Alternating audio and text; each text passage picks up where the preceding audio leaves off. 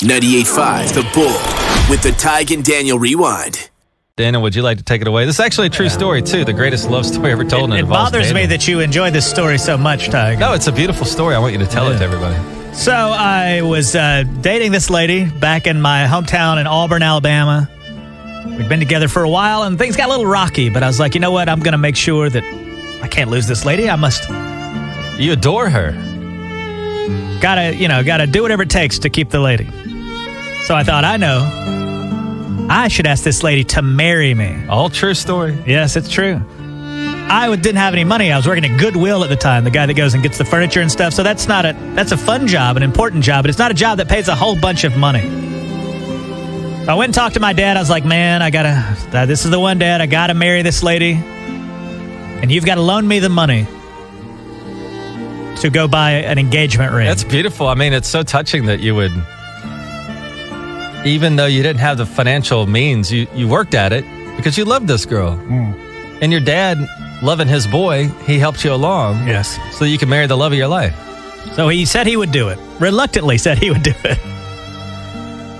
I went to the jewelry store and I bought I think the brand name was Tige. This was a platinum engagement ring. Mm-hmm. Just the way that I'd heard her describe it, before, like if she was to get an engagement ring, how she would want it. It's like diamonds and like 2 blue sapphires or something like that. This is so beautiful. I mean, not only did you want to marry her, you even remembered the ring she wanted. You thought about it. You went and got that. So I got the ring and I took it over to her house that night. I could hardly wait. And I got in there and we sat down on the couch together and I pull out this ring and I say, "Will you marry me?" She goes, "Oh my gosh, what a beautiful ring. I got to think about it." Oh no. I was like, think about it? Uh-oh. Red flag. So I went home that night and had a sleepless night in prayer. Like, oh no, what is she going to say? Yes, what's going to happen? Surely she'll say yes. Otherwise, she would have said no immediately. I got up the next day, went to her house, sat back down on the couch again. She takes my hand, looks me in the eye and goes, "I can't marry you." I say, "Well, that ain't good." Yeah, that's kind of bad. I got this ring here. That's the opposite of what I was going for. I got this ring here. What am I going to do with it? I didn't say that to her. I was thinking that inside. So then I, devastated, left her house, and I went back to the jewelry store where I had bought the beautiful ring before that. Mm-hmm. And I walk in, and there was an audible gasp from every lady that worked in there because they knew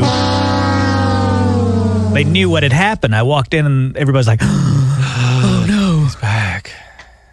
And I told them, I'm a crushed man at this point. I walk in and the jeweler looks at me, some probably guy in 60s or whatever. And he goes, "Well, you win some, you lose some." Oh, God. And I was like, "You going to take this back?" Can I give him money? So he finally took it back. And, looking back on it now, Tige, even though you like to make fun of me about it, I dodged a bullet. Right. And, looking at it now, we have different sensibilities. We have different ways of thinking. And most importantly, now she looks like Jay Leno. So I'm glad. Listen, I ain't no George Clooney, but I don't look like no Jay Leno either. Okay.